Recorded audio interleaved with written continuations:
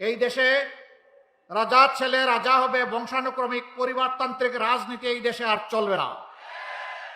এই দেশে রাজনীতি হবে মেধা এবং যোগ্যতার ভিত্তিতে, রাজনীতি হবে দেশপ্রেমের প্রমাণের মাধ্যমে। এদেশে কোনো আধিপত্যবাদী রাজনীতি আর চলবে না। হ্যাঁ, আমাদের প্রতিবেশী সহ সারা দুনিয়ার সাথে আমাদের চমৎকার সম্পর্ক থাকবে। সেই সম্পর্ক হবে সমতা এবং মর্যাদার ভিত্তিতে। অমর্যাদাকর কোনো সম্পর্ক আমরা কোনো দেশের সাথে চাই না। আমরা মাথা উঁচু করে দাঁড়াতে চাই। এই জন্যে আমাদের সোনার সন্তানেরা, আমাদের কলিজার সন্তানেরা সেদিন গুলিকে পরোয়া করে নাই। তারা দাঁড়িয়ে গিয়েছিল। তৎকালীন স্বরাষ্ট্রমন্ত্রী বলছিলেন, কি তোমাদের গুলি কি শেষ হয়ে গেল? রাস্তা এখনো নিয়ন্ত্রণে আনতে পারো না কেন?